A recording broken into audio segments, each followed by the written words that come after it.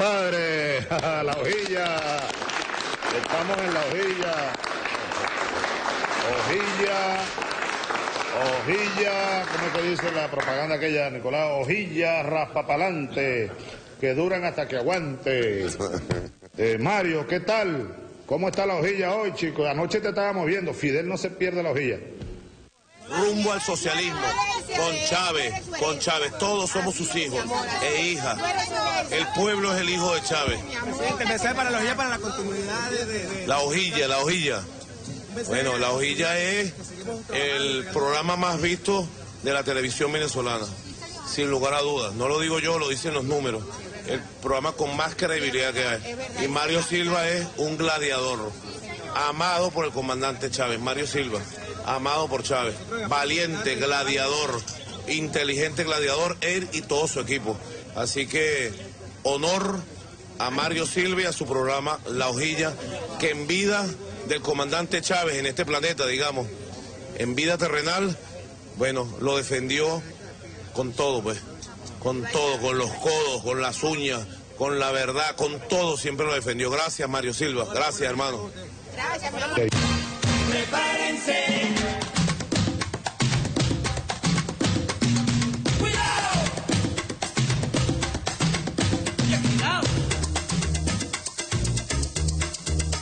Bueno, yo además de cristiano, yo no soy solo cristiano. Yo soy un revolucionario y también soy marxista. Asumo el marxismo. Revolución es sentido del momento histórico. Es cambiar todo lo que debe ser cambiado. Es igualdad y libertad plena. No se trata de solo de hablarlo y proclamarlo, hay que construir el socialismo, nuestro socialismo en el siglo XXI, en Venezuela, en el marco de América Latina y en el marco de los acontecimientos mundiales.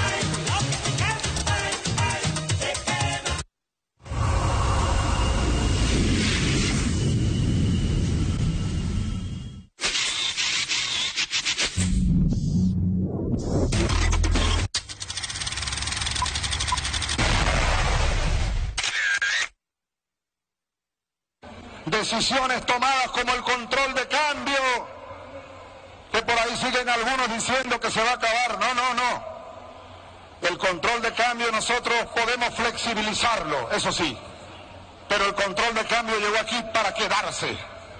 No le podemos permitir a la oligarquía vendepatria que se siga llevando como se llevó todos los dólares del pueblo, todas las divisas convertibles del pueblo.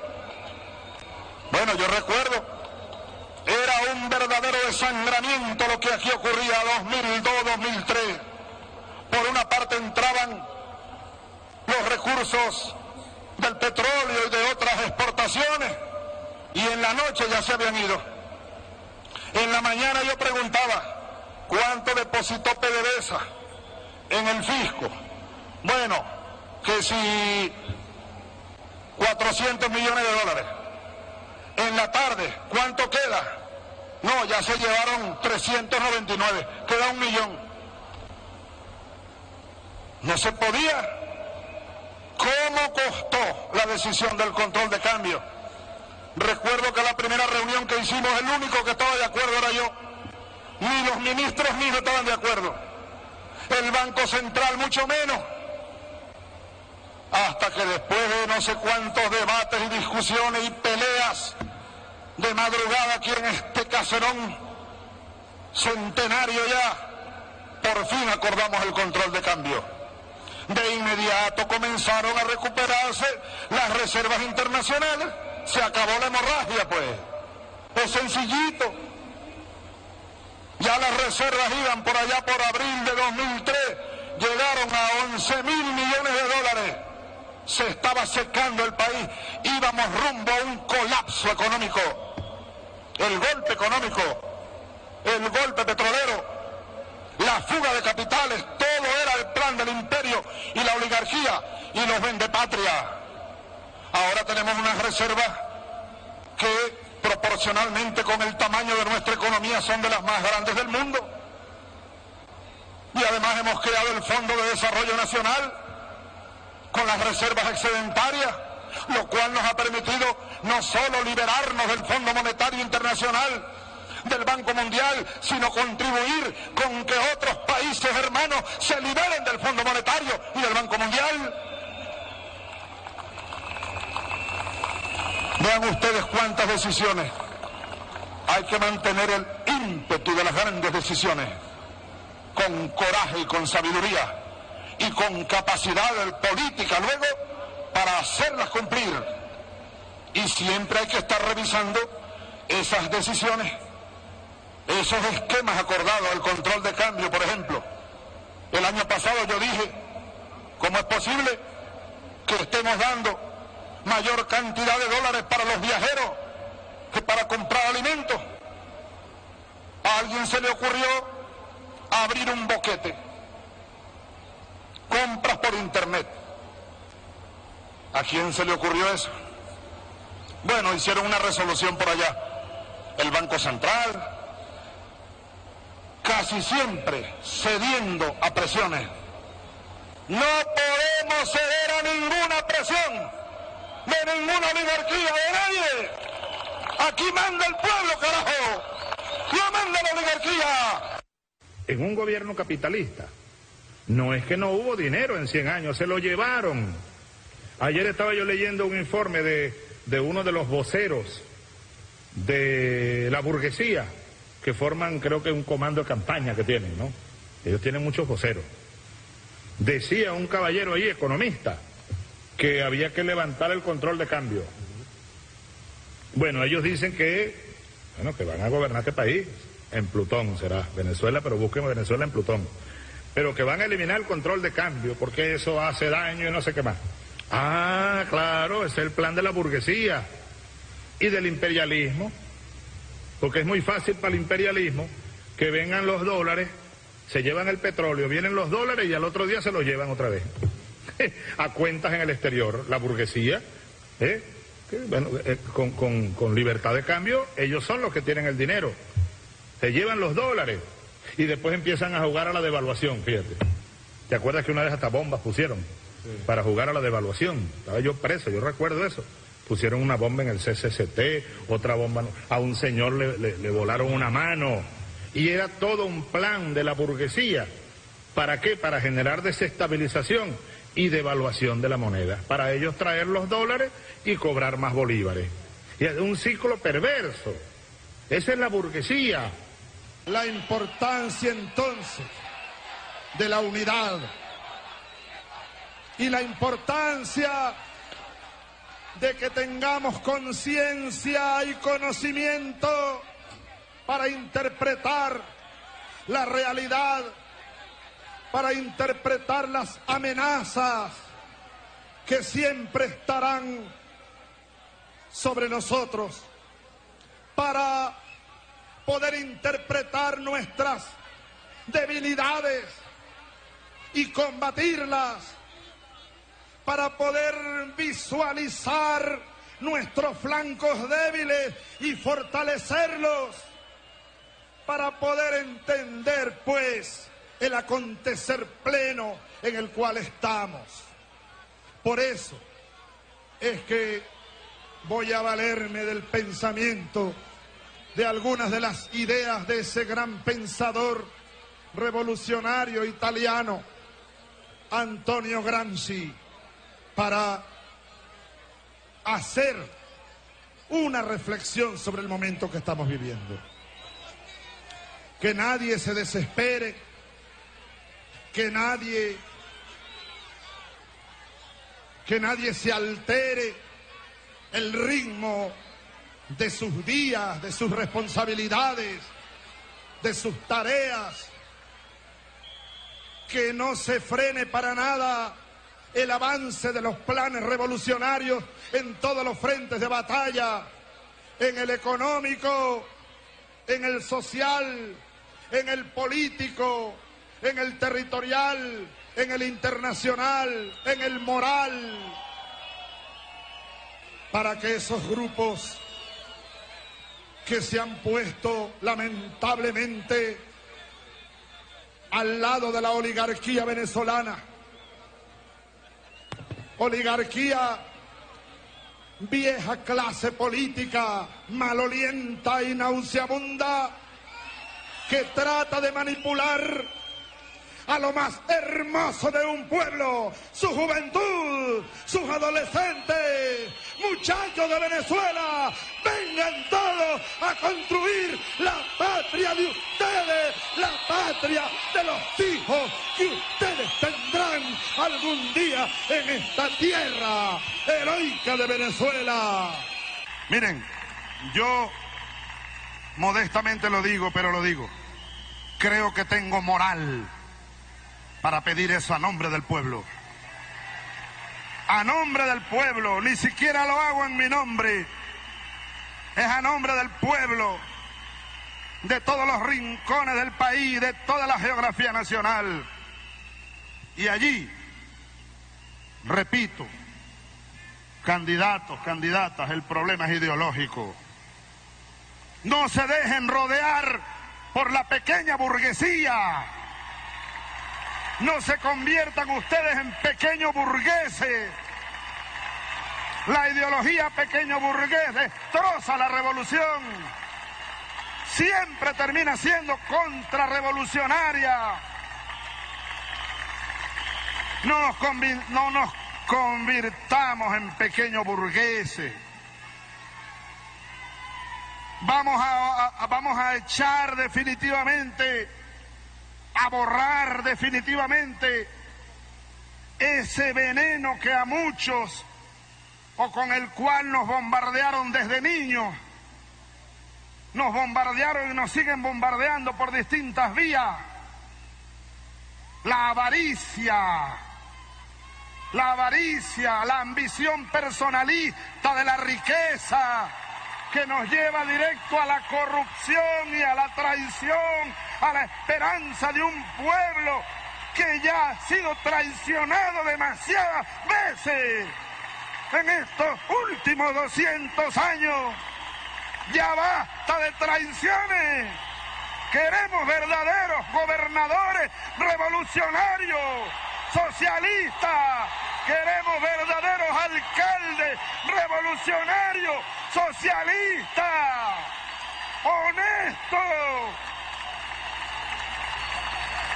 Lo que no se siente, pudiéramos parafrasear a Carlos Marx, lo que no se siente de verdad, verdad, no se piensa de verdad, verdad, y tampoco se percibirá de verdad, verdad. Tenemos que sentir el socialismo como cruje debajo de nuestros propios pies, como un temblor, como un fuego. Sentirlo. Tenemos que sentir el maldito capitalismo, como nos aguijonea por los músculos, el alma. Si no se siente, no se piensa, de verdad. Y si no se piensa, la nada es lo que nos espera. La nada, nadie entiende nada, nadie percibe nada.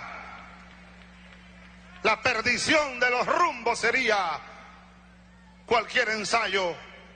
De allí una conclusión, permítanmela, de Carlos Marx. Es necesario que sintamos profundamente, como aquel gran escritor venezolano, José Vicente lo cita mucho, Augusto Mijares, que tiene un buen escrito, se llama Lo afirmativo venezolano. Dice Mijares que la patria hay que sentirla crujir en las vísceras, que anda moviéndose así.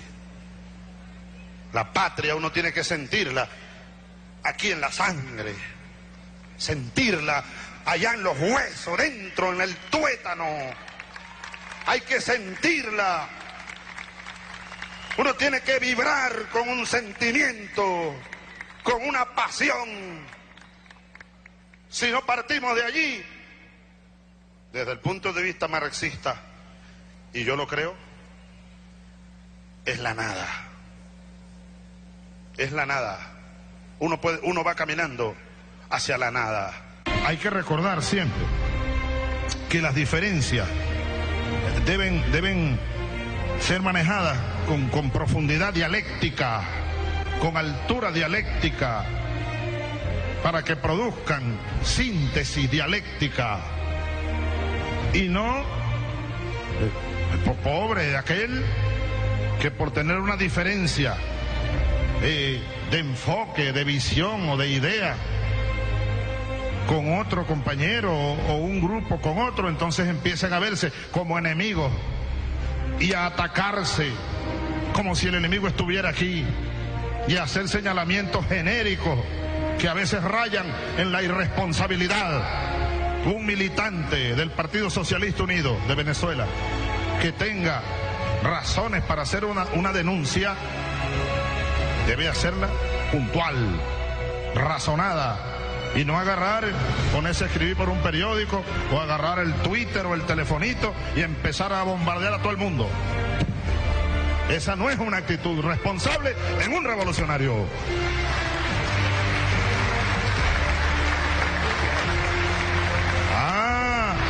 Y entonces viene el enemigo y empieza, repito, la CIA y sus laboratorios que observan, empiezan a hacer su trabajo, a endulzar egos para tratar de dividirnos. Nuestra respuesta debe ser, compañeros y compañeras, altura, conciencia de la necesidad de mantenernos unidos por encima de nuestras diferencias. Hoy más que ayer, mañana más que hoy, unidos. En este caso, el bloque parlamentario socialista debe ser un solo bloque, que debata hacia adentro sus diferencias, sus distintas opiniones, pero tiene que presentarse ante el enemigo unido, unido ante los pitiyanquis, ante los yanquis, ante la burguesía y ante el imperialismo. Debemos todos entonces hacer un gran esfuerzo.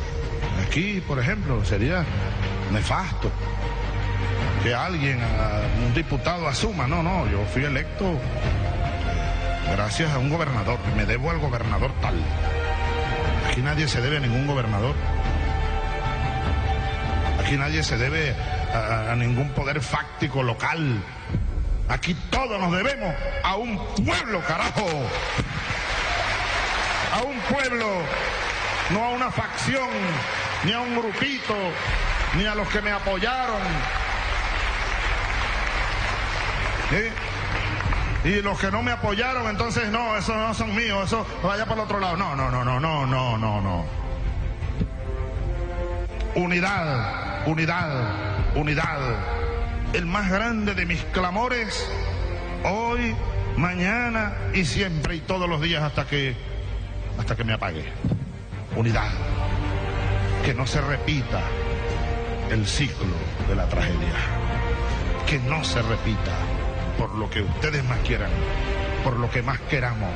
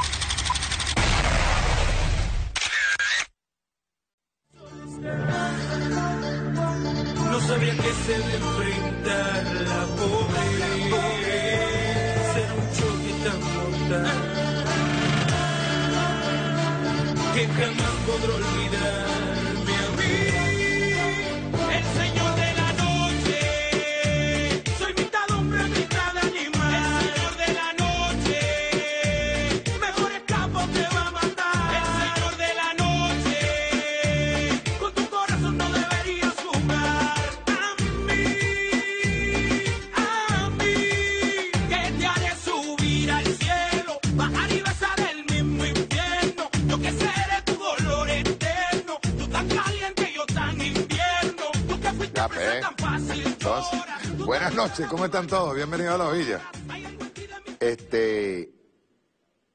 ¿Verdad que Chávez se expresa solito? Uno no necesita muchas explicaciones con Chávez. Hoy el tema no es ese, ¿no? Pero quería poner a Chávez. Chávez se expresa solo. El que salga a interpretar a Chávez está equivocado. Por ahí me pasaron una fotico que dice: 3 tristes troscos pican piedra en un gulag. el destrosquizador que lo destrosquice, buen marxista-leninista será. Eso va para lo que vienen haciendo. Le están haciendo la comparsa al imperio. Moca. Y debo decirlo, el mejor artículo que he leído en estos días ha sido el de Arle Herrera. Un abrazo, hermano. De verdad. Muy buen artículo. Pero hay otros que están acompañando, pero de una manera bien, yo diría que peligrosa, a los planes del imperio.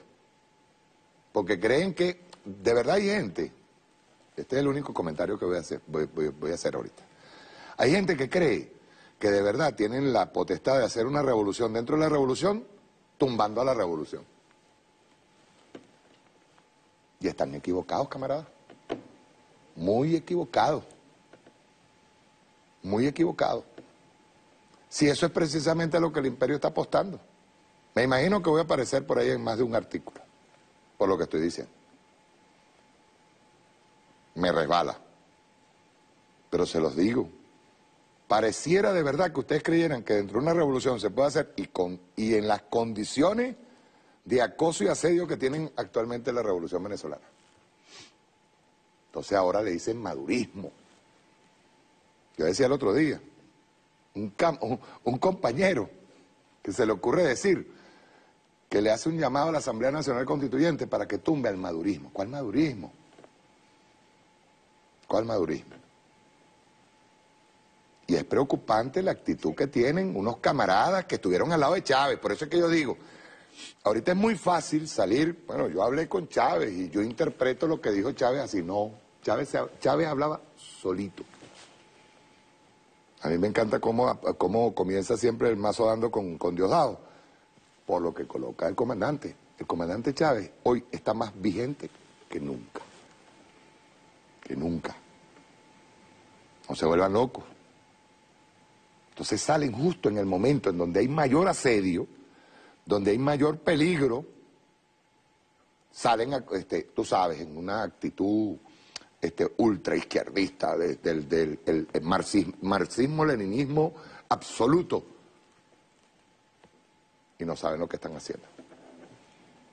Es lamentable, hay que decirlo. Es lamentable. Por eso es que quise empezar con este video. El tema de hoy es otro. Tengo invitada a Laila Tejeldine. Vamos a hablar de 3 temas específicos. Primero, el foro de Sao Paulo. Ya habló el presidente Nicolás Maduro, está en Cuba, y habló en el foro de Sao Paulo. Hicimos un resumen del foro de Sao Paulo para que Laila emita su opinión. Luego vamos a hablar del encuentro Putin-Trump, por favor. Terminan de hacer negocios allá afuera. Luego viene Putin-Trump, que estuvo bien interesante ese encuentro. Que, por cierto, llegó Trump a Estados Unidos y dijo que eso no era verdad, que él no había dicho esas cosas. Yo no fui. Yo no dije lo que dije. Le dijeron de traidor para adelante, compadre. De traidor para adelante. Y luego viene Colombia, que tienen ahora mismo un encuentro que se llama Concordia 2018, de todos los países de los lacayos del imperialismo norteamericano.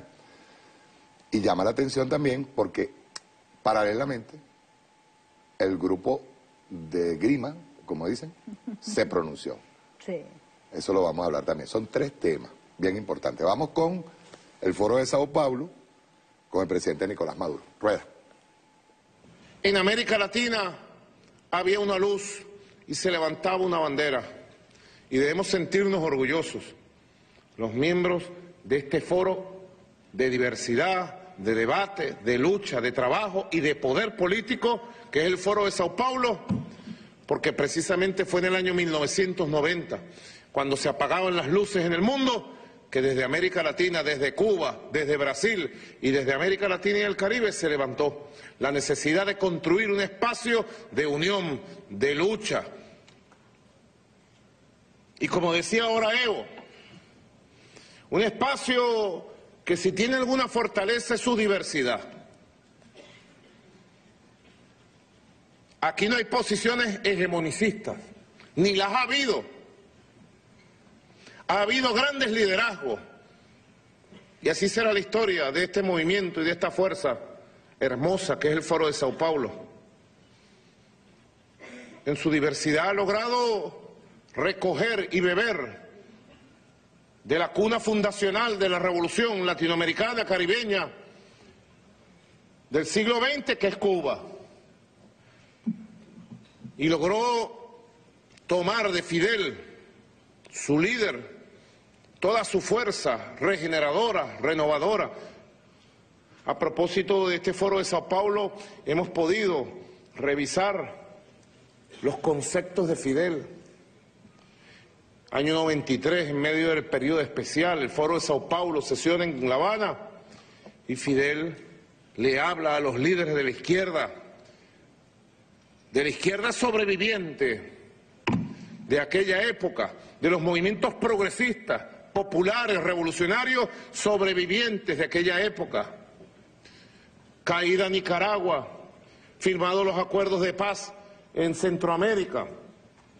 Y Fidel los llama con una visión premonitoria, los llama a prepararse para la unión de América Latina y del Caribe, los llama a gestar una visión unitaria de nuestro continente como un bloque de fuerzas, los llama a luchar, a no entregarse en medio de las dificultades más grandes.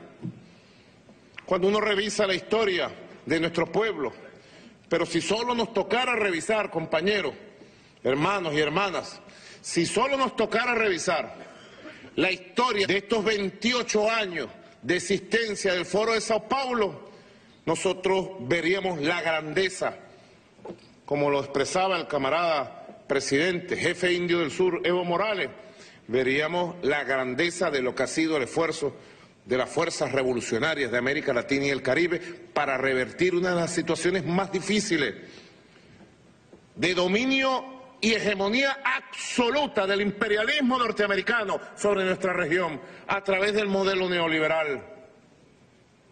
¿Y cómo pasamos de una década de 90 de hegemonía y de dominio a una primera década del siglo XXI latinoamericano, caribeño, de despertar, de resurrección de los pueblos? América Latina y el Caribe ha sacado de lo más hermoso de su estirpe la fuerza para encontrarse y reencontrarse en un permanente proceso de renovación y resurrección política, ideológica. Yo estaba conversando con el compañero Evo Morales antes de venir de la importancia de estas instancias, de cómo estas instancias fueron las instancias donde se sembró lo que después dio como surgimiento a Petrocaribe, al ALBA, a UNASUR y a CELAC.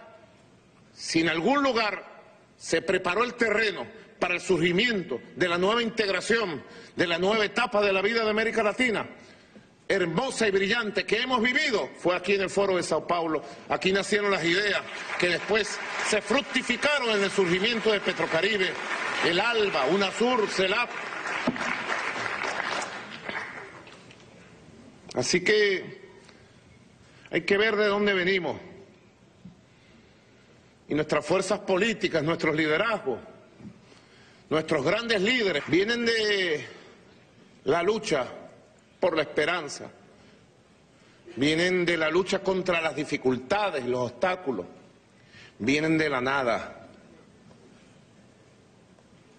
Así que no le abramos camino a ninguna tesis peregrina que pretenda desmoralizar la lucha de nuestros pueblos en este año 2018, que por dura que sea, hoy estamos en mejores condiciones que nunca antes para avanzar en la liberación, en la unión y en la independencia de este continente, sin lugar a dudas. Mientras haya imperialismo, habrá lucha. Mientras haya imperialismo en los Estados Unidos, aunque esté en decadencia con el poder que tiene, habrá conspiración, habrá intriga.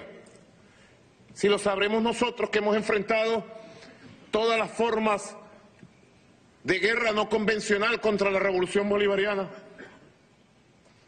que estamos en la primera línea del combate y recibimos los golpes directos, las amenazas, las agresiones permanentes, pero tampoco nos dejamos, ni nos quejamos, ni nos dejamos ni nos quejamos, porque aquí lo que se trata es de plantarse en la causa justa que defendemos y abrirle camino a la expansión de las fuerzas políticas, revolucionarias, sociales, morales, espirituales de nuestro pueblo. En la riqueza de la diversidad que significan nuestros países y que este Foro de Sao Paulo ha expresado de manera maravillosa durante 28 años, en sus distintas etapas. La agresión imperial. Tendría que no existir el imperio norteamericano para que la revolución bolivariana hubiera tenido un lecho de rosas. Compañeros, los que aspiren dignidad, los que aspiren justicia social, los que aspiren igualdad, los que aspiren felicidad para los pueblos y los que aspiren independencia en América Latina, no pueden creer que será un lecho de rosas. Será un combate y una lucha permanente por abrirle espacio, por abrirle camino a la idea de redención, de justicia, de felicidad de los pueblos. Es la historia real. Si aspiras a la felicidad de tu pueblo, tienes que aspirar a la independencia política y económica. No importa cómo se llame, decía el comandante Fidel Castro cuando recibió el comandante Hugo Chávez el 10 de diciembre, 14 de diciembre del año 94. No importa cómo se llamen los proyectos hacia el futuro, decía el Fidel del 94. Si lo quieren llamar bolivarianismo, estoy de acuerdo, decía Fidel. Si lo quieren llamar cristianismo, también estoy de acuerdo. Si lo quieren llamar socialismo, estoy de acuerdo. Al proyecto de redención, de justicia, de democracia, de dignidad, de derechos de los pueblos. No importa cómo lo llamemos, no importa la diversidad de circunstancias de nuestros países, de toda América Latina y el Caribe, al principio o al fin le verán la cara, compañeros, como se le hemos visto nosotros, al monstruo del imperio norteamericano y a los intereses de las oligarquías locales. Nos ha tocado a nosotros en esta etapa, después de la partida física del comandante Hugo Chávez, líder fundador, líder máximo de nuestra revolución, nos ha tocado verle la cara a todas las formas de la guerra de carácter no convencional. La guarimba la derrotamos convocando al poder del pueblo, al poder constituyente.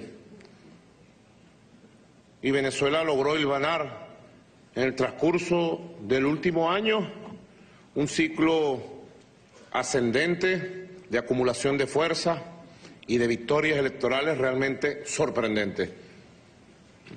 Nosotros, en el transcurso de 10 meses, logramos voltear la situación de defensiva que nos habían colocado, y con las elecciones constituyentes y su victoria y la instalación del poder constituyente plenipotenciario, con las victorias en 19 gobernaciones de 23 del país, con la victoria municipal en 308 municipios de 335 municipios del país, y con la tremenda victoria electoral en la presidencia de la República el pasado 20 de mayo, Venezuela ha consolidado la paz, el camino democrático y ha retomado las condiciones políticas para una recuperación global de nuestra sociedad. En el transcurso del último año, Venezuela ha sido sometida a amenazas de invasión militar. Cuando hicimos la denuncia hace un año de los planes, cómo se pudieran calificar estos planes, además de criminales, de los planes enloquecidos de la administración estadounidense, de pretender una invasión, una ocupación militar de Venezuela. Fuimos desmentidos por la propia administración. Ahora es público la revelación de altos exfuncionarios del gobierno de Donald Trump, donde han declarado recientemente y se ha filtrado a través de las cables internacionales y la prensa de los Estados Unidos que fue el propio Donald Trump quien propuso un plan de ocupación militar de Venezuela. Yo les digo, Venezuela quiere paz. Queremos paz con igualdad. Queremos paz con justicia. Queremos paz con democracia. Queremos paz con independencia nacional. Pero lo digo, somos los hijos de Bolívar. Somos los hijos de Chávez. Y no tememos a ninguna amenaza, sea la que sea, que se haga contra nosotros desde el imperio norteamericano. Ni la hemos temido, ni tememos enfrentar ninguna amenaza. Porque no es poca las cosas que se dicen de Venezuela en todos los países del mundo. No es poca las cosas que se dicen de Venezuela en la prensa norteamericana. La campaña que se ha hecho contra nosotros durante 20 años, pero sobre todo los últimos 5 años, justificaría cualquier acción aventurera de los sectores de extrema derecha, de lo que nosotros llamamos el Ku Klux Klan que gobierna Washington. Estaría justificada plenamente, porque ellos han posicionado en los medios de comunicación del mundo, como lo dicen, el mundo al revés que decía Galeano, Venezuela una dictadura, la crisis humanitaria y todas las justificaciones de una ocupación, una invasión. Pero sin lugar a dudas puede más la razón moral de la causa de Venezuela y la razón moral de apoyo de los pueblos de América Latina que jamás aceptarían en calma una agresión contra nuestro país. Por eso yo desde el Foro de Sao Paulo, junto a la presencia de tan importantes movimientos, partidos y líderes políticos de América Latina, les digo, Venezuela ha sabido defender su paz y su independencia y en Venezuela va a seguir triunfando la paz con justicia, la paz con patria, la paz con independencia. Y el proyecto bolivariano seguirá su curso, su desarrollo. Son dos objetivos vitales, centrales, de la geopolítica imperialista contra la revolución bolivariana. El primero de todos, de raíz, la riqueza petrolera de Venezuela. No es por casualidad que son los países con las mayores reservas petroleras del mundo los objetivos de la estrategia imperialista desde siempre. Irak, Libia, Irán, Venezuela. La riqueza petrolera, Venezuela, como saben ustedes, tiene la riqueza, la reserva petrolera certificada internacionalmente más grande del planeta Tierra. Venezuela tiene petróleo para 200 años. Cuando ya se acabe el petróleo en las grandes regiones, que hoy son las primeras productoras del planeta, todavía quedarán 100 años o más de petróleo allí mismo. ¿A cuántos metros, Ali Rodríguez? A 30 metros de superficie. Pero además, deben saber ustedes que en el transcurso de estos años, Venezuela ha venido certificando lo que va a ser muy pronto desde el punto de vista público, certificado la reserva de oro más grande del planeta, una de las reservas de diamante más grandes del planeta, lo que va a ser la cuarta reserva de gas más grande del planeta Tierra. Primer objetivo, apoderarse de la riqueza que ellos administraron durante 90 años, de 1908 a 1998, la riqueza de los recursos naturales de nuestra patria. El petróleo de Venezuela está a día y medio de las costas de Miami. Ya eso sería causa definitiva para tener nuestro país, nuestra región, en el ojo imperial de la dominación, del hegemonismo, del control. Ya sería suficiente. Porque además esa riqueza les perteneció a ellos durante 90 años sin discusión hasta que llegó la revolución del comandante Hugo Chávez. Pero la otra razón tiene tanto peso como esta. Y es una razón que en el Foro de Sao Paulo quizás sea el escenario donde más se entienda. La otra razón es de carácter político. La otra razón es de carácter geopolítico, moral.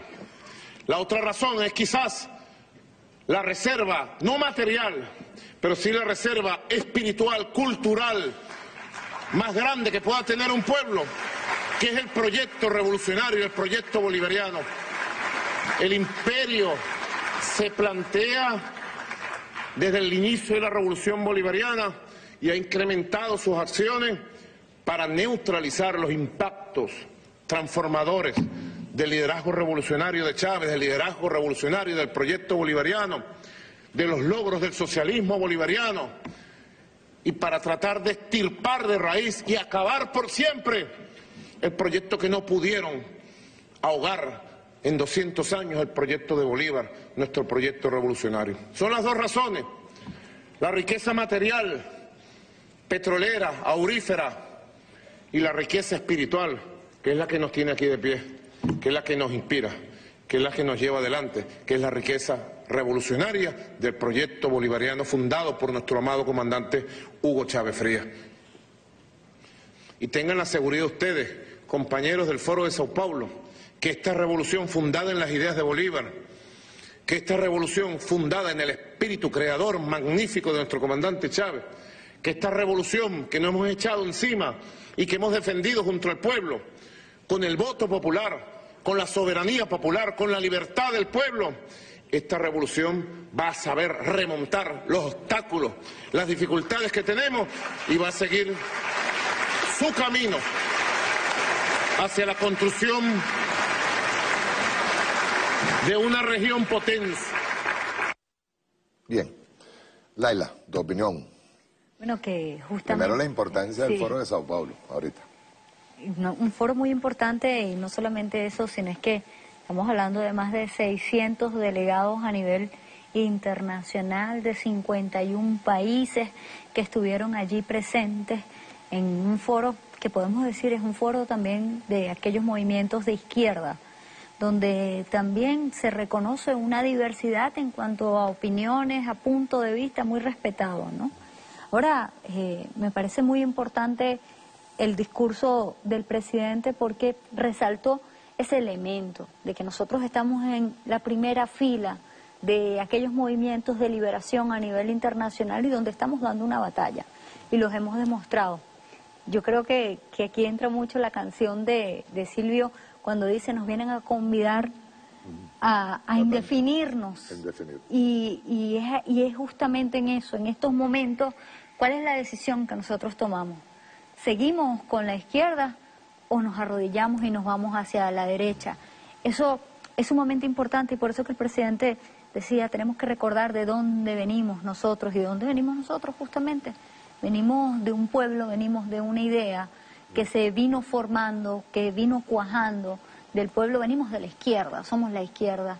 Y tú ponías anteriormente al comandante Chávez y habló de socialismo claramente, y de sentirlo de las entrañas, y de vivirlo, de vibrarlo. Entonces yo creo que la combinación de esos dos elementos que tú nos colocaste a nosotros, Mario, son sumamente importantes. Por cierto, un foro también importante para escuchar un poco esa crítica necesaria dentro de la izquierda, ¿no?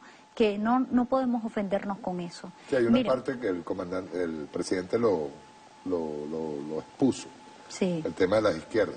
Ahora, Mario, yo recuerdo Lula da Silva en un foro junto con Pepe Mujica y decían, no es un momento de hablar de izquierda, no es el momento. El presidente decía, no se refería específicamente a ellos, no creo que se haya referido a ellos, o quizás sí, no sabemos, ¿no?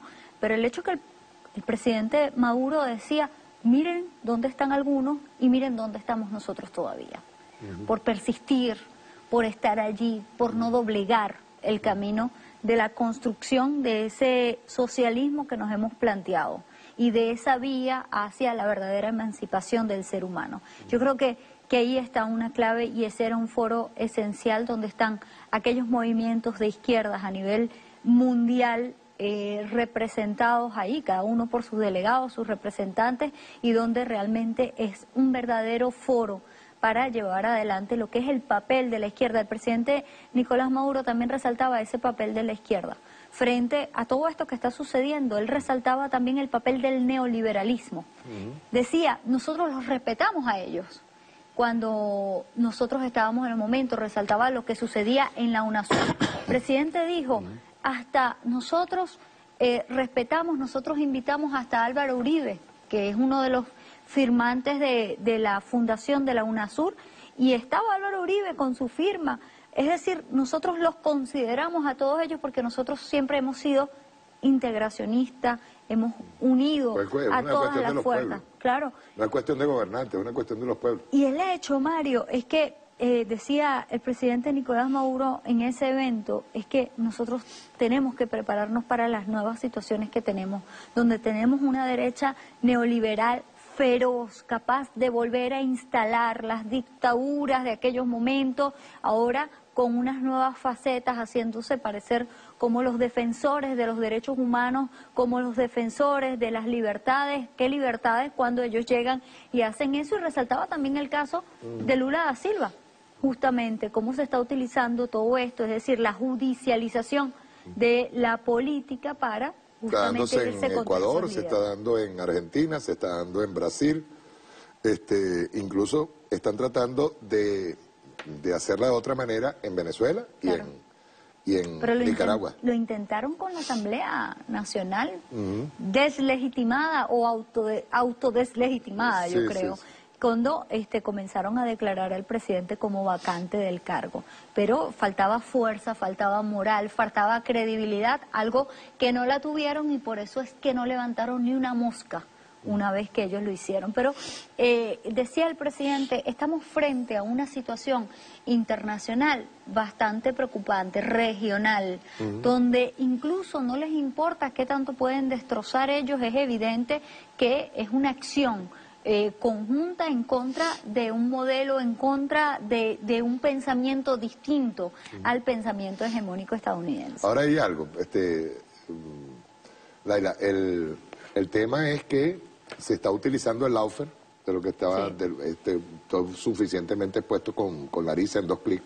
Sí. La semana pasada hablábamos de él, de este mecanismo que es también para atacar y enturbiar todo lo que es el sistema judicial, para el ataque y desmoronamiento de cualquier tipo de líder social. Esto se viene haciendo con mucha fuerza en Ecuador. Acaban de, hoy estaba anunciándose en Bélgica una amenaza de muerte a Correa. En el caso, por ejemplo, que se reunieron ahora mismo, yo creo que en contraposición del Foro de Sao Paulo, en el Foro de Concordia 2018, le llaman Concordia en Colombia, pero justo en la instalación del Foro Concordia 2018, hoy también asesinan al líder social número 138 del año 2018. 138, estamos hablando de 347 líderes sociales asesinados desde las conversaciones de paz, de la concreción de las conversaciones de paz con la FARC. Estamos viendo un cinismo extremo en cuanto a la acusación de violación de derechos humanos en Venezuela, un país asediado, un país con una guerra económica y un bloqueo financiero terrible, ¿verdad? Y nos estamos encontrando con países que tienen dejan mucho que desear en cuanto a derechos humanos, como el caso de Colombia, y quería ponerte, para entrar ahora mismo, que es contraposición, pero yo sí creo que la cumbre esta de Concordia, la cumbre de los lacayos en Colombia, que originó incluso una declaración del Grupo de Lima, yo creo que va en contraposición del Foro de Sao Paulo, que es un foro liberador, y de verdad, como dice el presidente Nicolás Maduro, fue la génesis de muchos de los movimientos sociales que se dieron en América Latina.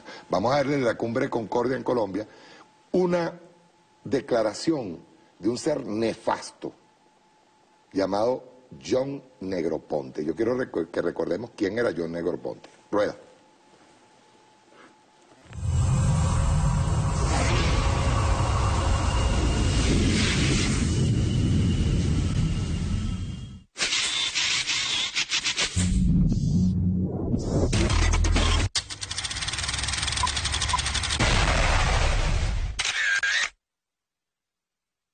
entonces vamos a dar inmediatamente las buenas tardes otra vez al señor John Negroponte para analizar un poco los temas que han salido a colación durante esta cumbre. Gracias por estar con nosotros. Muchas gracias. Y lo decíamos, pues durante esta cumbre se han discutido los principales retos que enfrenta América Latina. Un lugar central y particular lo ocupa la crisis en Venezuela. Estados Unidos ha impuesto varios paquetes de sanciones contra líderes del régimen de Maduro. ¿Qué tanto ha funcionado, es la pregunta aquí, y qué más hace falta para que las libertades democráticas sean respetadas por el gobierno de Maduro? Bueno, en primer lugar diría que Venezuela enfrenta una situación muy trágica, ¿no? Con lo que ha pasado en los últimos años. Y hasta la fecha creo que las sanciones no han tenido los resultados deseados. Para mí es evidente que el cambio en no va a ocurrir desde adentro, sino va a haber que tener presiones por el exterior, sanciones, acciones diplomáticas, etcétera. Pero todavía es evidente que no se ha hecho lo suficiente. Yo creo que Colombia con otros países pueden jugar un papel de liderazgo para movilizar la comunidad regional e internacional en contra de lo que se está pasando por allá. Es decir, hasta el momento no ha sido suficiente, no han sido pocas las voces que hablan sobre Venezuela. Sin embargo, ¿quiénes más deberían integrarse para hacer este llamado que usted dice a que haya más acción de parte de la comunidad internacional? Bueno, hay varias cosas, pero por ejemplo yo diría que se tiene que hacer el esfuerzo de tener más unidad en la OEA, por ejemplo, porque hasta la fecha no han llegado la mayoría necesaria para condenar rotundamente a Venezuela. Quizás también se podría hacer alguna gestión diplomática en la ONU, en el Consejo de Seguridad de las Naciones Unidas.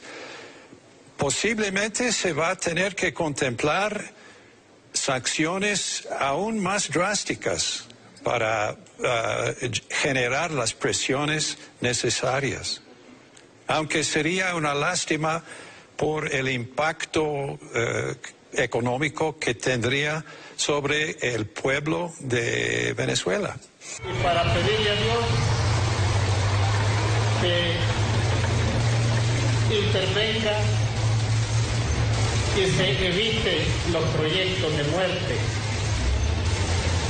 como sucede ahora mismo en Irak. My intention to nominate Ambassador John Negroponte as the ambassador to Iraq.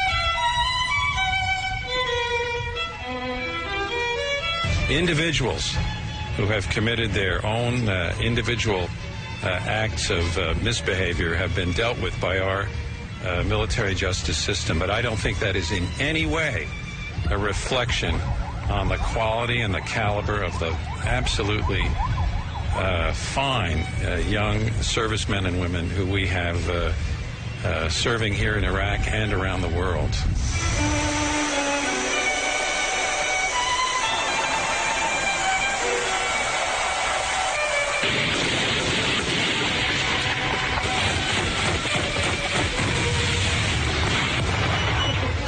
Kissinger, Negroponte deberían de estar en los tribunales. Este nombre, Negroponte, es parte del trauma que tenemos los centroamericanos. Es un nombre nefasto, un nombre que no vale la pena recordar.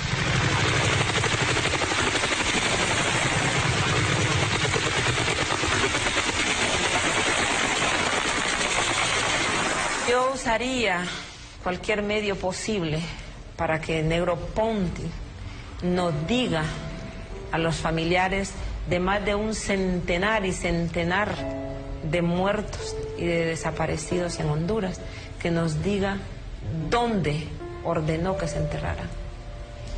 Que nos diga la verdad, que no siga escondiendo más la verdad, porque nosotros sabemos cuál fue su participación y hasta dónde estuvo en juego la vida de nuestros seres queridos que aún buscamos.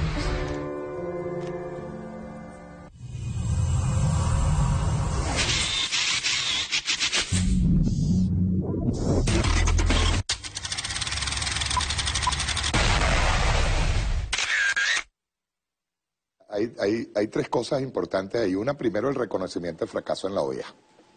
Sí. Que ellos lo dieron como una victoria. Reconoce Negroponte que hubo un fracaso en la OEA. Pero ellos tenían que decir ante los medios otras cosas. Exacto. Ahí te demuestra cómo el imperialismo norteamericano te miente a cada rato. Inicia campañas y las termina perdiendo. Exacto. Otra, la utilización del Consejo de Seguridad, que no le va a ser fácil, pues está también Rusia y está China. Y tercero, esto es bien importante también, reconocen también que las sanciones afectan al pueblo. Que más de un congresista, entre ellos Rosletinen y Marco Rubio, han dicho que no afectan, sino afectan a los sancionados. Sí. No, ahí hay un plan de guerra económica que sigue afectando al pueblo, lo sigue afectando y lo sigue afectando de manera muy terrible. Ahora, ¿quién es John Negroponte? Rapidito, esto es algo que tengo que decirlo. Siempre que pongo a John Negroponte me acuerdo del señor Leopoldo Castillo. Ah, muy importante, claro. Esto es muy importante. El señor Leopoldo Castillo, ustedes se recuerdan que yo hablaba del Matacura. Sí. En la administración, o cuando fue embajador de Honduras, el embajador John Negroponte estaba de asesor, no fue embajador, que hay mucha gente que dice que fue embajador, no fue embajador. El señor Leopoldo Castillo era uno de los agregados a la embajada de El Salvador, cuando asesinan a 3 jesuitas y a unas monjas que acompañaban a los jesuitas revolucionarios, ¿verdad? Él siempre lo ha negado, y yo tengo datos desde hace bastante tiempo del señor Matacura, Leopoldo Castillo, que en una oportunidad sacaron, antes de ingresar el comandante Chávez en el poder, sacaron en un camión todos los expedientes de El Salvador, en donde se incluía el tiempo en que estuvo el Matacura o estuvo Leopoldo Castillo en la embajada de El Salvador, cuando matan.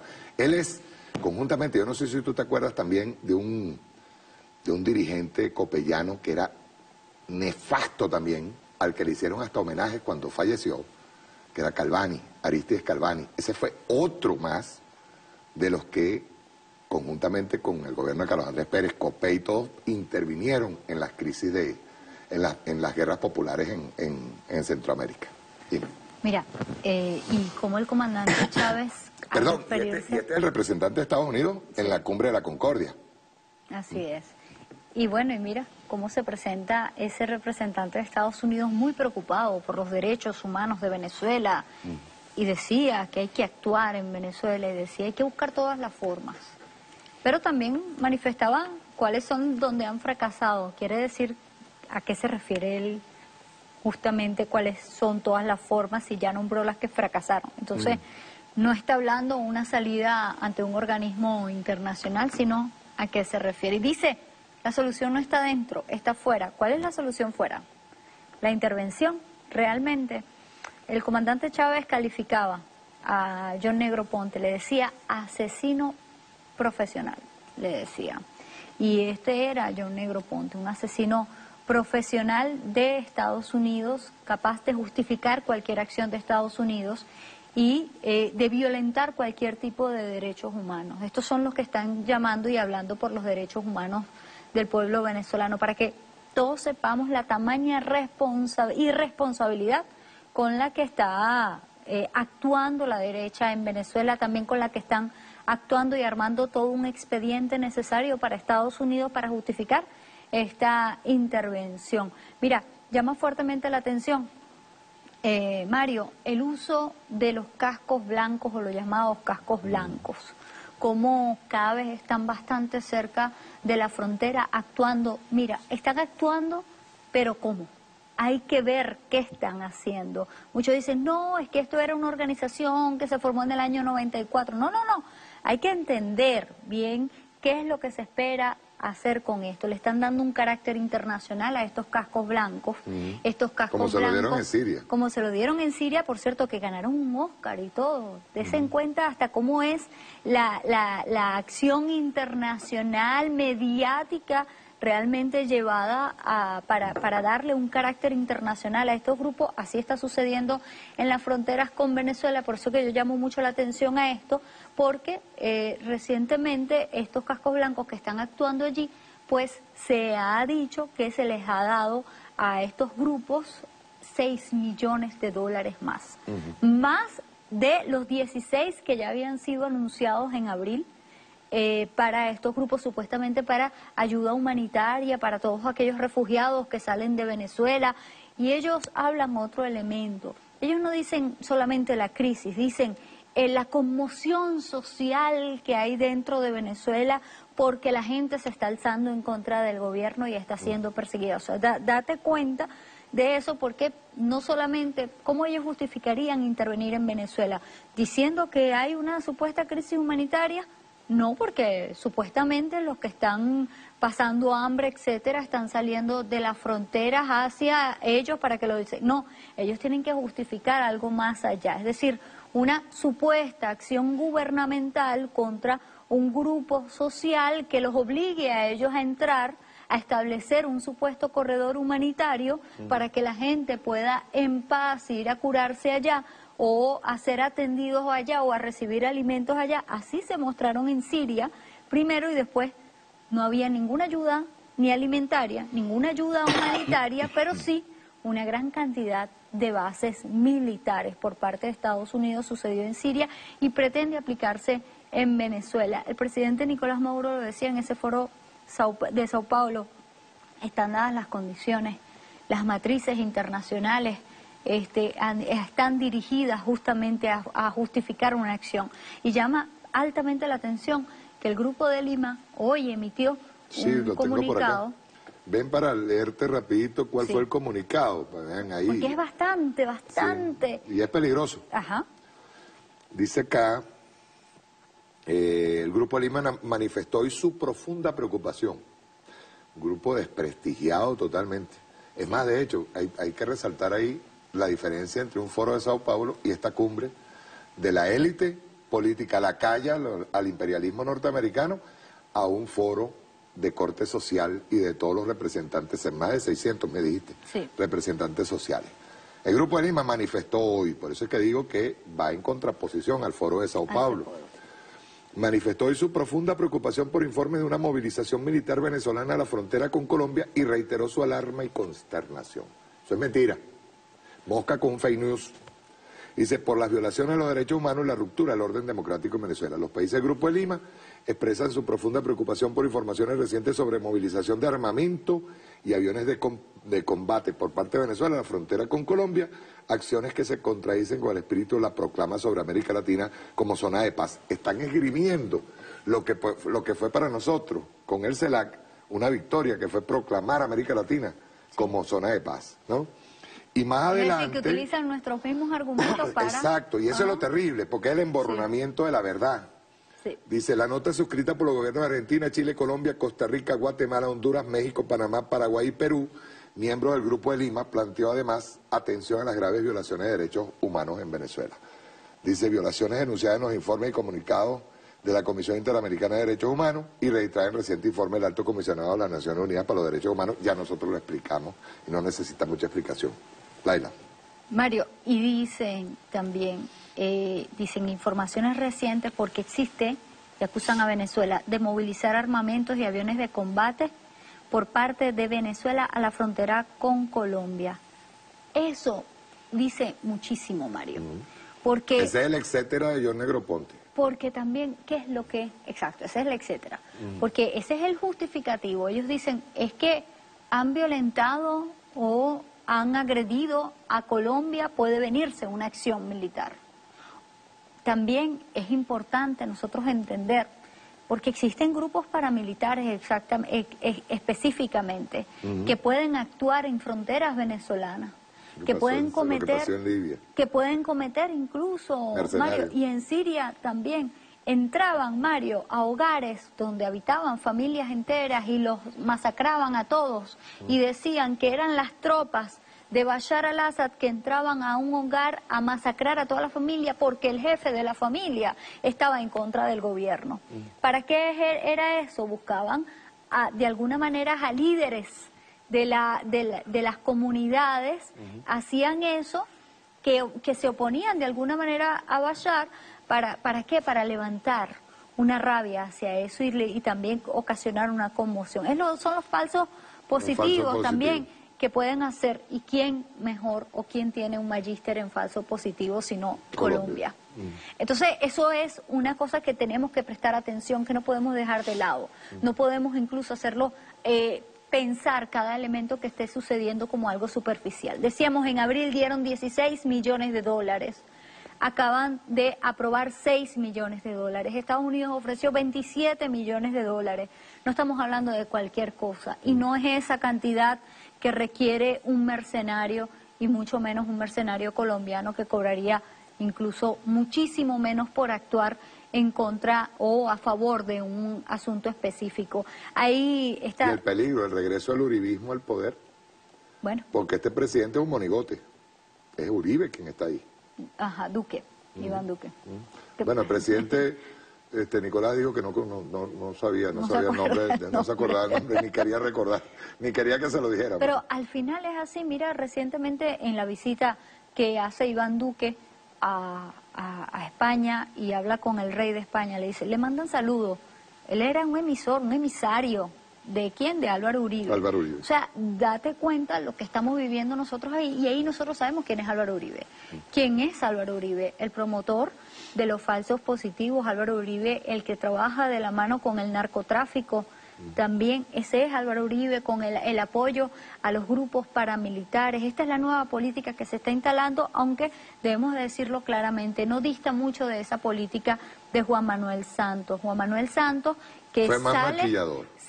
Sale con un premio Nobel de la Paz, lo tenemos que decir así, se lo ganó, pero evidentemente esa fue la mejor forma. Lo que pasa es también, Laila, estamos hablando de un premio Nobel de la Paz con 346 muertos. Ah, exactamente. ¿Dónde está ese acuerdo internacional que suscribió él? Habría que preguntarle a la gente a la Junta Directiva o quienes tienen el premio Nobel de la Paz, si eso es un premio Nobel de la Paz, que tenga hoy mismo, en la cumbre, hoy mismo asesinaban a otro líder social. Y ellos se estaban dando golpes de pecho y decían que iban a proteger a los líderes sociales. Pero lo tuvo Barack Obama también. Sí. Es decir, que ya sabemos que es esa distorsión de premio Nobel de la Paz. Y estaba metiendo más... Shimon Peres. Sí. Bueno, está bien desprestigiado el premio Nobel de la Paz. Entonces ahí lo tenemos que decir que es el premio Nobel de la Paz y que justamente sirve de máscara para cubrir o encubrir a aquellas personas que son principales violadores de derechos humanos. Ahí estuvo también John Biden, ex vicepresidente. O sea, está la cúpula, como dice el presidente Nicolás Maduro, supremacista blanca. Sí. Allí ordenando las fichas en Colombia. Eso lo tenemos que tener muy claro. Ahora, Trump estuvo, localízame el video de Trump-Putin. Está bien interesante esa cumbre. Interesantísima. Interesantísima. Porque, ¿cómo es que le dicen en francés, cómo es que se le dice el niño malcriado? ¿Cuál será? No sé cómo se dice en francés. Yo lo voy a ubicar. Así como la femme fatal, este es el hombre fatal, ¿no? Él viene de insultar a la OTAN. Sí. Viene de insultar a la Unión Europea. Y la Unión Europea y los países de la OTAN diciéndole, pero si nosotros somos amiguitos, nosotros queremos ser amigos tuyos. Y el otro le insulta, le hace de todo, visitó a la reina de Inglaterra, y la reina de Inglaterra me imagino que se había lavado las manos varias veces, porque el tipo hasta insulta a la reina de Inglaterra, ¿verdad? Ese es él. Pero frente a Putin, lo llegaron a acusar de traidor en Estados Unidos. Traidor. Sí. Vamos a ver un resumen de lo que fue Luego tú me profundizas sobre esa cumbre. Ese encuentro. Encuentro amoroso. Putin sigue siendo Putin. No, claro. Putin sigue siendo Putin. Vamos a verlo, rueda.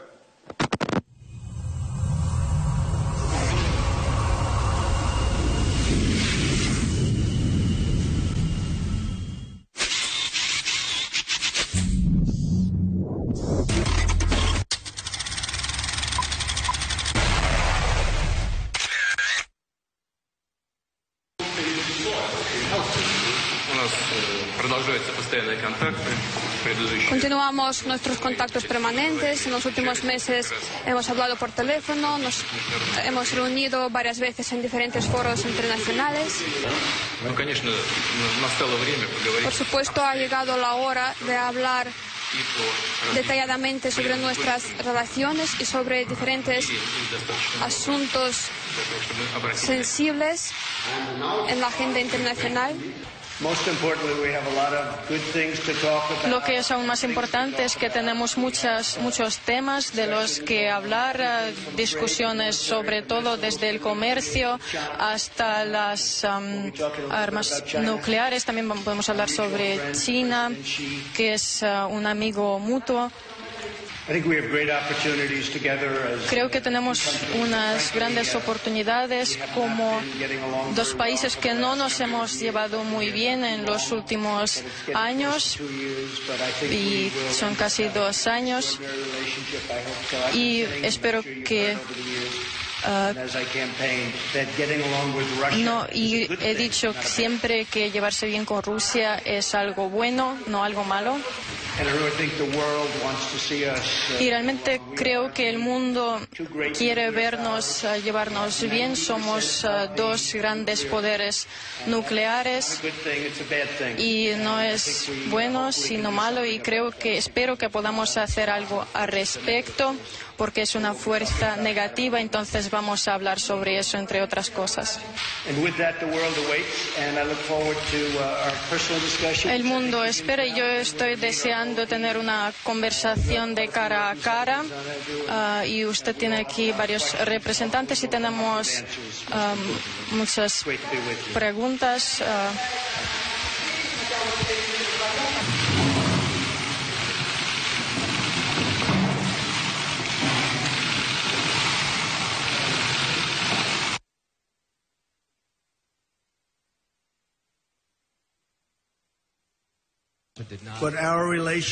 Las relaciones entre Rusia y Estados Unidos nunca han sido peores que ahora, pero eso ha cambiado en las últimas 4 horas. Es obvio para todos que nuestras relaciones bilaterales atraviesan un periodo difícil. No obstante, estas dificultades y la tensa atmósfera actual no tienen razones objetivas. La Guerra Fría terminó hace mucho tiempo. Las investigaciones son un desastre para nuestro país. Nos han alejado a uno del otro. No hubo injerencia alguna, todo el mundo lo sabe. No sé de nadie que esté relacionado con la campaña, y en realidad tendrán que esforzarse para que encuentren a alguien vinculado a esta campaña. He tenido que repetir lo que ya he dicho varias veces, incluido en las reuniones personales con el presidente de Estados Unidos, que el Estado ruso nunca ha interferido y no tiene intención de interferir en los asuntos internos de Estados Unidos, incluyendo el proceso electoral. Destaqué que gracias al acuerdo nuclear, Irán se ha convertido en el país más controlado del mundo bajo el control de la Agencia Internacional de Energía Atómica. Esto efectivamente garantizará únicamente la naturaleza pacífica del programa nuclear de Irán y ayuda a mantener el régimen de no proliferación.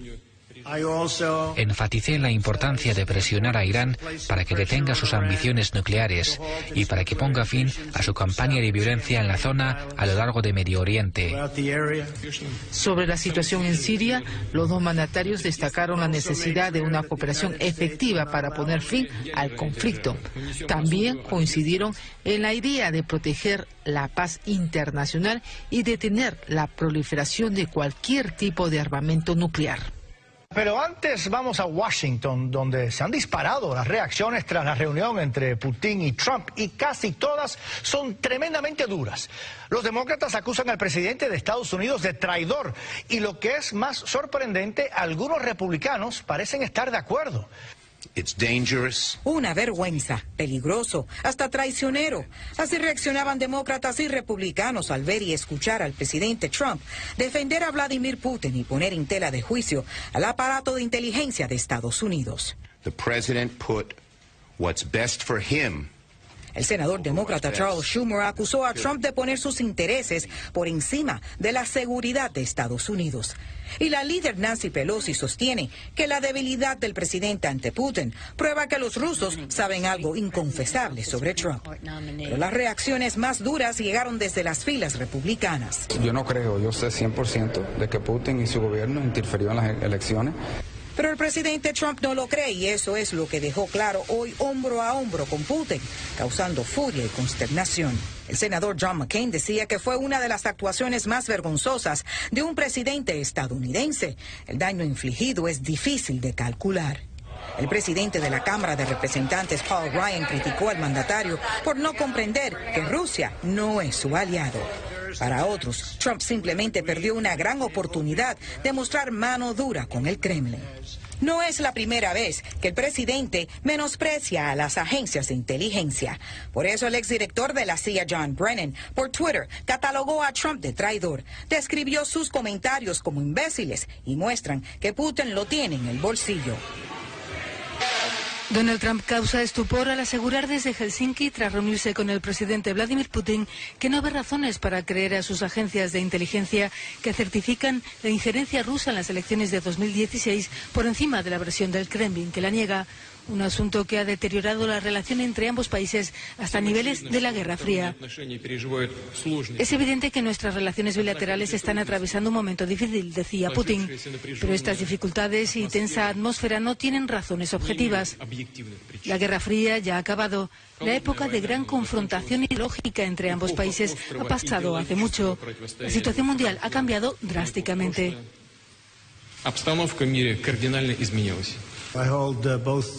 Hago responsables a los dos países, aseguraba por su parte Trump. Creo que Estados Unidos ha sido estúpido. Creo que todos hemos sido estúpidos. Deberíamos haber tenido este diálogo hace mucho tiempo, antes de asumir la presidencia. Creo que todos tenemos la culpa. Estados Unidos ahora ha dado un paso adelante junto a Rusia. Ahora nos reunimos y tenemos la oportunidad de hacer grandes cosas.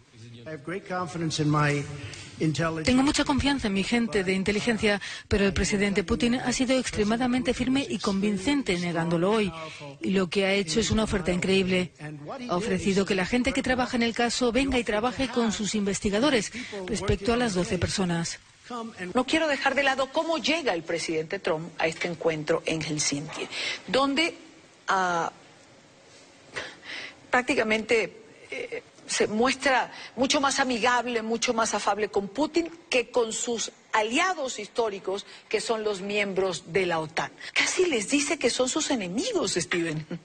Y lo que han dicho los mismos líderes republicanos es avergonzante que el señor presidente Trump esté tratando a los contrincantes como si ellos fueran los aliados y a los aliados como si fueran el enemigo. El presidente de los Estados Unidos ha tenido que recibir fuertes críticas, como tú bien lo decías, Mauricio, desde diferentes sectores, sobre todo de la política. Y aquí nos puntualizamos en esto que estamos observando. ¿Dónde están nuestros militares? El comandante en jefe está en manos de nuestro enemigo. Es lo que ha dicho Steve Cohen, un congresista. Pero no solamente él se ha pronunciado, sino, por ejemplo, quien también en su momento fue parte de la CIA. Mira lo que ha dicho John Brennan, no fue nada más que una traición.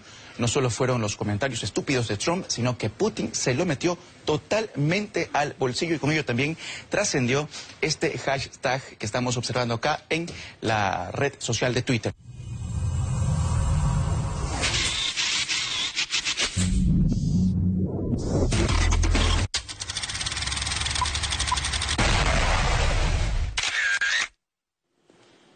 Perdón, antes de tu opinión, ve bien todo lo que él dijo allí. O sea, más claro no canta un gallo, ¿cierto? Pero búsqueme, Trump dice que no dijo eso, pues, que eso es mentira. Trump dice yo no fui. Vamos a verlo rapidito, que es un video cortico. Rueda.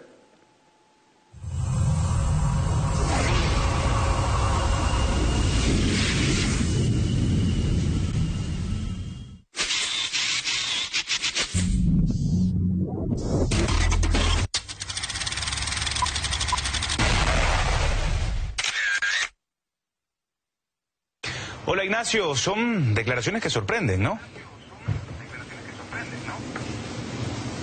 Sí, en efecto. Bueno, parece que todo se trató de un error gramatical. De esa manera Trump explicó, se justificó de lo que aquí en Estados Unidos había sido calificado ni más ni menos por propios y ajenos que como una traición. Bueno, Donald Trump dio un mensaje pregrabado desde la Casa Blanca donde hizo un repaso por su gira europea y sobre todo se detuvo en la cumbre bilateral con Putin en Finlandia y sobre todo en la polémica que había causado sus declaraciones cuando fue consultado sobre esta supuesta injerencia rusa en las elecciones de Estados Unidos en 2016. ¿Qué dijo Trump en esta oportunidad? Bueno, que respalda absolutamente y que tiene fe en el trabajo de las agencias de inteligencia de los Estados Unidos y que en efecto acepta las conclusiones de estas agencias de que Rusia habría sí tenido injerencia en los comicios.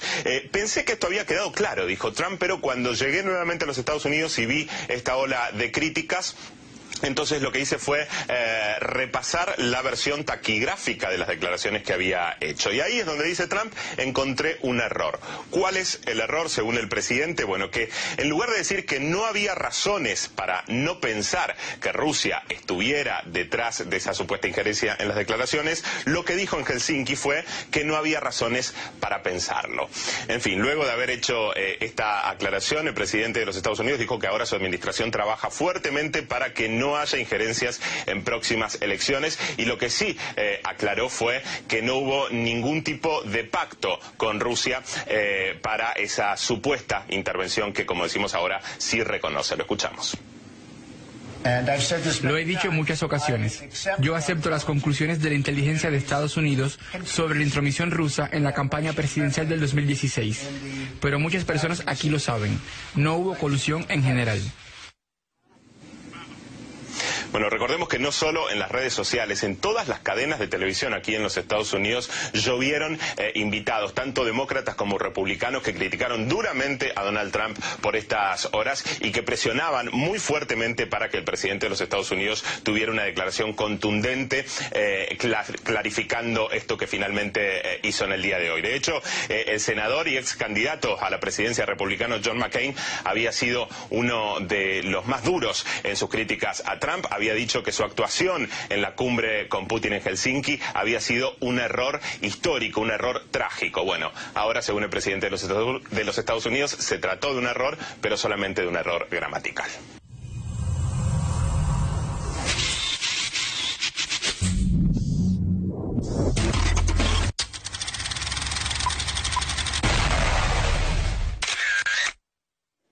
Bien, Laila, fue un error gramatical. Dame tu opinión. Primero el error gramatical y después me haces un análisis. Mira, Que es ellos hablan del error gramatical, pero ¿qué intenta esta gran mediática? Primero llevar el caso de Rusia hacia Estados Unidos y justificar a Estados Unidos. Miren, es que este loco está de presidente es porque Rusia tuvo una intromisión en las elecciones y por eso es que ganó Donald Trump. Eso es lo que ellos quieren explicar a Estados Unidos. ¿Justificaría eso un impeachment?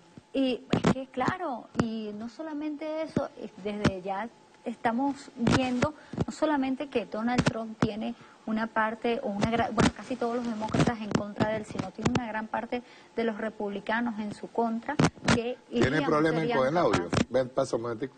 Te repito, estamos en los oídos. Sí. Sería... Tiene problemas con el audio. Y tenlo ahí en la mano. Listo. Nada. Entonces, estábamos diciendo de que podría justificar cualquier acción, pero primero lo dejarían actuar. Es decir, cometer lo que ellos llaman locura, que al final es política propia de Estados Unidos.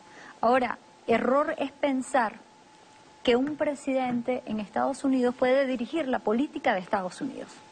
Un presidente en Estados Unidos sirve a los designios de un Estado profundo. ¿Cuál es ese Estado profundo? Aquel que ejercen las grandes transnacionales de allí, los verdaderos decisores en la economía, política, económica, militar de ese país, social incluso. Y es ese el que determina esa política. Esos son los verdaderos decisores. No Trump, no lo fue Obama. Por eso que recordamos en la guerra contra Libia, veíamos a Obama diciendo no tengo la intención de intervenir en Libia, y ese mismo día estaba Hillary Clinton diciendo en la Unión Europea que estamos abiertos a cualquier acción militar en contra de Libia para salvar a la población civil. Eso es la realidad en Estados Unidos, es ese poder. ¿Qué vimos en esa rueda de prensa? Los grandes medios tratando de buscar titulares. Usted intervino, usted no intervino, dejando de lado los asuntos de fondo que sucedió allí. Primero, ¿qué se puede sacar de esa cumbre? ¿Cómo es que se da esa cumbre? Esta mujer intentó decir, ¿cómo se da esa cumbre? Tenemos que recordar, ¿no? Hay un reconocimiento claro por parte de un sector de la población decisora económico de Estados Unidos que está claro que han fracasado en su política en contra de Rusia.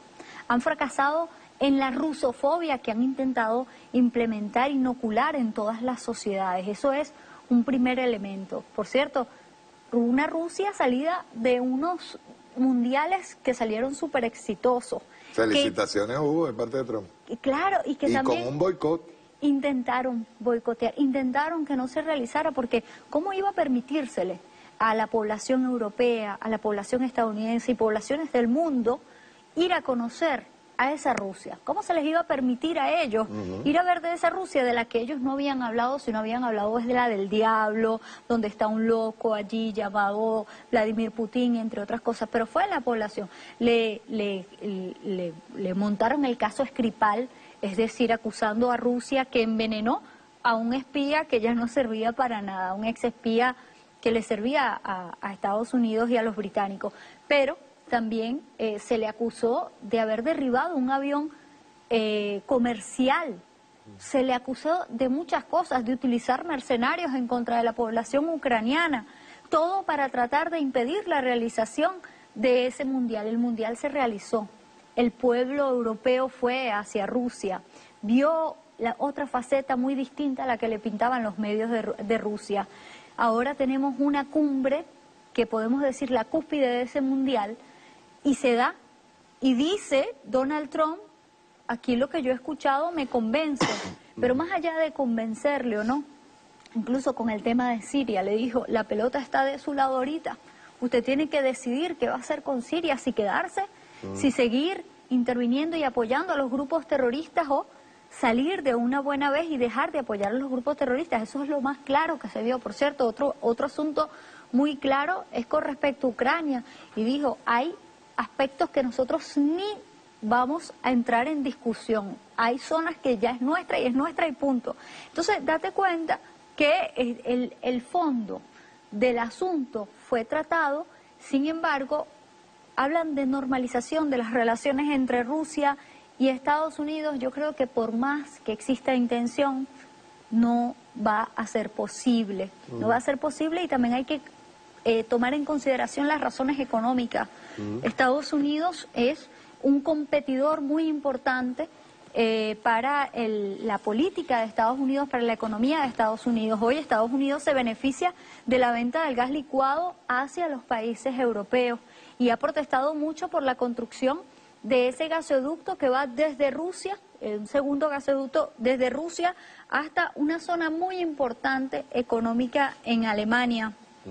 Y también se van a construir otros gasoductos para otros países de Europa, donde se están hablando, va a entrar una dependencia energética por parte de los países europeos aún mayor hacia Rusia. Se habla del 70% y más todavía. Estados Unidos está diciendo, esto es un peligro a la seguridad. Y decía también... Realmente es un peligro económico. Es un peligro a su economía. O sea, China y Rusia es un peligro pero a la también economía. de su seguridad económica, porque para ellos la economía se desarrolla en función de ese dominio y de la dependencia económica que tengan otros países. Es un error que haya Estados Unidos tratando de combatir, de hacer una guerra económica combatiendo con los aranceles, cuando cuando es dependiente de muchos productos de China, pues, por ejemplo? Ya, ahí eso es relativo, ¿no? Porque también China es dependiente de mucho de la venta Pero no hay una diferencia entre públicos consumidores. Sí, claro que la hay, claro que la hay. Pero lo más importante de todo esto es que Estados Unidos pudo haberse ido contra China. Solamente ahí podía buscar un equilibrio dentro de su economía, pero ha osado a irse muchísimo más allá y ha afectado a sus propios socios. Ha afectado a Canadá, ha afectado a la México de Peña Nieto, ha afectado también a los países europeos. Está hablando Estados Unidos de irse contra unos aranceles, ya habló contra el acero y dijo que se iba a ir contra el sector automotriz. Si Estados Unidos termina de ejecutar esas acciones de aranceles en contra del sector automotriz, automáticamente 130.000 empleos se perderían en toda Europa. Y más que todo en Alemania, producto de esta acción. Alemania es el principal socio de la política de Estados Unidos. Entonces, date cuenta cómo estamos viendo una política casi desbocada por parte de Estados Unidos que más bien podría recogerse. Ahora... Y eso no provocaría, vamos a hacer a montar unos escenarios, ¿eso no provocaría más bien el acercamiento de la Unión Europea con Rusia y China? Y eso se está dando. Y por eso es que también tenemos a una Alemania insistiendo de una forma muy tajante que el proyecto Nord Stream 2 va a continuar, ese proyecto de gasoducto, va a continuar a pesar de todas las críticas que tenga Estados Unidos. Apenas recientemente se dio la cumbre de la OTAN, por cierto que Donald Trump dijo, ya no quiero el 2% del PIB de los países que aporten a la OTAN, ahorita queremos el 4%, porque hay que entender que el 70% del presupuesto de la OTAN, y en algunas oportunidades ha llegado a ser el 90%, pues lo aporta Estados Unidos, y Estados Unidos actualmente aporta el 5% de su PIB hacia la OTAN. Pero como dicen otros países, ¿por qué nosotros vamos a aportar más a la OTAN si realmente es Estados Unidos el que se beneficia de la OTAN? Exacto. Y él lleva adelante su política exterior militar de intervención con la OTAN, individual en nombre de la OTAN. Entonces, ¿por qué nosotros tenemos que seguir dando más? Y Estados Unidos dice, no, ustedes también se benefician. El hecho es que vimos muchas promesas de compra de armamentos en la OTAN, vimos un conjunto de promesas y también de acumulación de capital que de alguna manera respondió a esa presión que ha estado ejerciendo Donald Trump. Hay que entender que Donald Trump está ejerciendo una presión a pesar de sus particularidades, en cuanto a su personalidad se refiere, está ejerciendo una presión que muchas veces quieren decir, no, es que nadie le está haciendo caso, no. Está ejerciendo una presión, por lo menos en estos momentos ha logrado como que callar un poco cuando aumentó los aranceles en el sector de acero y aluminio en Europa, pues ya Europa ha apaciguado las críticas, emitió una acción frente a la OMC en contra de Estados Unidos, algo incluso que hay que decirlo histórico, ¿no? Pero no va muchísimo más allá por esa presión real que ejerce Estados Unidos. Ahora, también hay que entender que hay una contraposición a la de Donald Trump, que es la que ejerce George Soros, que es un magnate búlgaro-estadounidense, por cierto que lo nombró Vladimir Putin, y él dijo, bueno, George Soros actúa, uno de los principales actores en contra de Rusia. Yo no puedo pensar que es Estados Unidos, no, yo sé que es George Soros, pero George Soros es uno de los magnates que maneja a una gran parte de la población parlamentaria, es decir, del Congreso, del Senado de Estados Unidos, y que con este grupo que él financia específicamente junto con otros grandes magnates millonarios, multimillonarios, pues es que mueven toda esa política en función de que de llevar a una Rusia como una Rusia enemiga, una Rusia que tenemos que seguir implementando y generando miedo hacia Rusia para poder seguir nosotros expandiéndonos, me refiero a Estados Unidos, ¿no? Expandiéndonos en toda Europa, porque ¿cómo no vamos a expandir si no existe un demonio de Rusia? ¿Cómo vamos a seguir instalando nuestros escudos antimisiles? ¿Cómo vamos a obligar a los países europeos que nos paguen a nosotros los armamentos que le estamos dando si ellos no tienen un enemigo? Entonces es ahora importante. Una pregunta, en lo militar, ¿no hay una diferencia ya que busca el equilibrio entre las fuerzas militares estoy hablando desde septiembre del 2001, 11 de septiembre, que es cuando se proclama pues George Bush como policía mundial a Estados Unidos, No hay una diferencia del 2001 al 2018 entre fuerzas militares. ¿Realmente se buscó un equilibrio entre China, Rusia, Estados Unidos? Mira, el elemento... Lo que llamaba el comandante Chávez a veces, porque eso forma parte también de la multipolaridad. Sí. 30 de septiembre del 2015 fue que entraron las tropas vía aérea de Rusia en territorio sirio. Yo creo que ahí se marca una etapa o una nueva etapa en la política internacional, mundial, donde ya podemos decir a partir de ahí se rompe esa unipolaridad militar impuesta por Estados Unidos y viene ese nuevo mundo, esos nuevos factores y equilibrios de poder. ¿Por qué? Porque entra Rusia a decirle a Estados Unidos, hasta aquí actúas tú. Hasta aquí, exacto. Tú no puedes entrar en este territorio. ¿Y qué se ha impuesto? Para ese momento, y en una grabación que le tomaron a Kerry,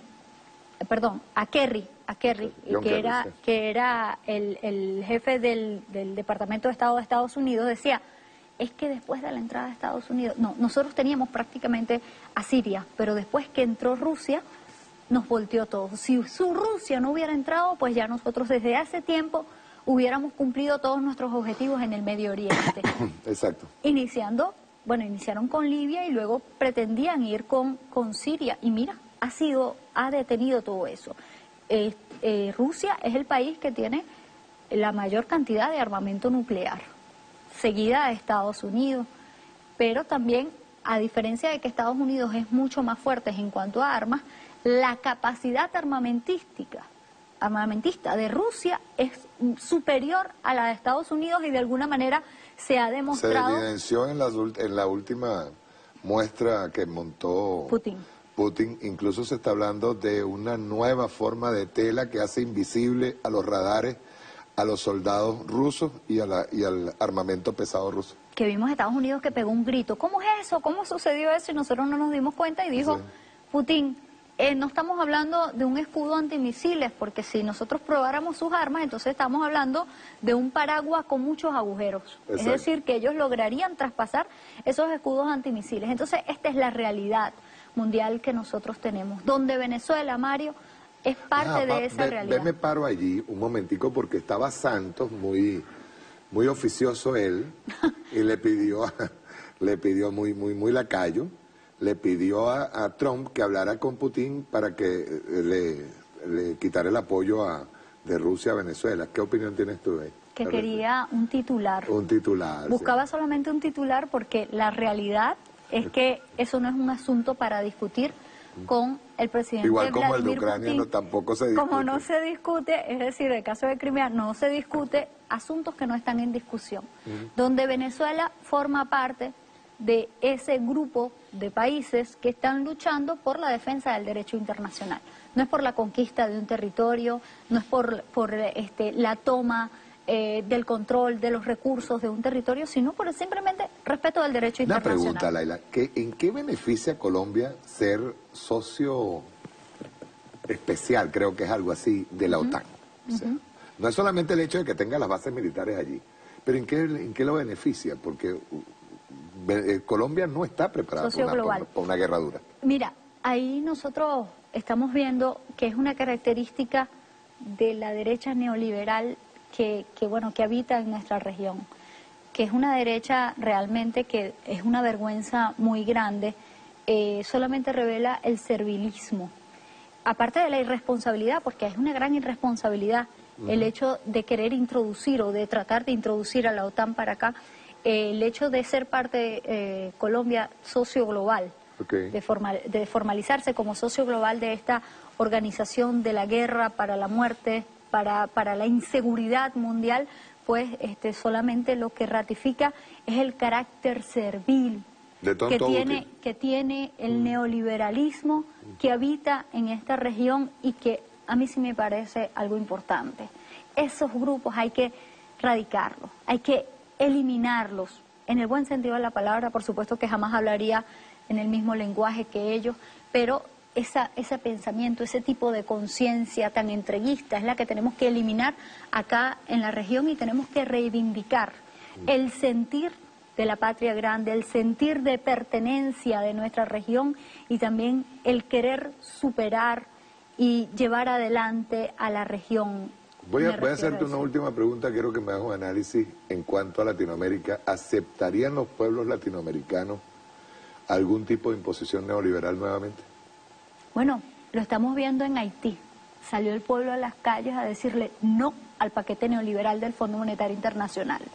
Y los pueblos a las calles no dudarían en salir nuevamente en Haití y en cualquier parte de la región, como estamos viendo el pueblo en las calles en Argentina, para decir no a la política neoliberal, no al neoliberalismo, y sabemos que tarde o temprano se va a volver a imponer el pueblo de Argentina con un discurso mucho más claro, el pueblo de Brasil, ya, y van a tratar, y van a enfrentar esa judicialización de la política. Se va a imponer el pueblo realmente, porque al final, Mario, es una cuestión de sobrevivencia. Y los pueblos están claros de eso, no tienen nada que perder y sí mucho que ganar. Nuestros pueblos probaron ese alito de libertad que nos trajo Chávez. Claro, y lo probaron los pueblos también de Latinoamérica. El resurgir, todo esto, también la internacionalización de la revolución venezolana, cuando vieron y sintieron un poco lo que se llama verdadera solidaridad, verdadera complementariedad, claro que sintieron eso. Y también con los gobiernos progresistas, con los gobiernos de izquierdas dentro de esos países también lo probaron. Ellos saben y pudieron entender y pudieron probar lo que significan estos tipos de gobiernos allí. Y también entienden lo que significa estar sin esos gobiernos. ¿No hay algo de desesperación por parte del imperialismo estar enviando, por ejemplo, gente como Negroponte o John Biden o el otro, Petrobras, enviándolos a Colombia en este tipo de aquelarre como esta cumbre que ellos tiraron allí en Colombia? Yo no lo veo como desesperación, yo creo que cada uno tiene su papel que desarrollar en esto. Son granos de arena que van dirigidos, moviendo las dirigidos a un objetivo específico, y es el de derrocar a un gobierno que, hay que estar claro, no sirve, no ha servido, no sirve, y todo apunta a que tampoco servirá a los intereses de Estados Unidos. Entonces, por eso es que hay que hacerle por todos los frentes habidos y por haber la guerra a Nicolás Maduro para poder derrocarlo. Así lo ve Estados Unidos, sería muy inocente que nosotros no lo veamos así. Por eso que yo insisto, con esta canción de Silvio Rodríguez tenemos que seguir siendo los necios. Nos vienen a convidar a indefinirnos. A veces muchos hasta ya sienten que les da pena defender esto. No, ahorita es cuando hay que defender esto. Ahorita es el momento de los valientes en Venezuela. Y los valientes pues tienen que salir y dar la cara por esta revolución y saber que nos están manipulando, que nos están introduciendo unas sanciones económicas que van dirigidas justamente a afectar al pueblo, a afectar su psiquis, a afectar su nivel de vida, ese nivel de vida que lo conocieron solamente con la revolución bolivariana, no antes, no con el neoliberalismo. Muchas gracias a Laila Tajaldini. Gracias. Un abrazo. Lo que dijo John Negroponte, que la intensificación de las sanciones sería más agresión al pueblo venezolano. Ellos están mintiendo, ellos dicen que la agresión nunca fue contra el pueblo venezolano, y siempre ha sido contra el pueblo venezolano. Chao, nos vemos el próximo sábado.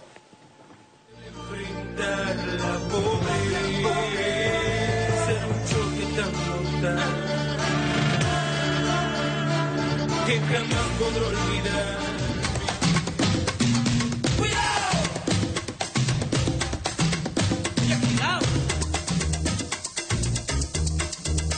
Bueno, yo además de cristiano, yo no soy solo cristiano.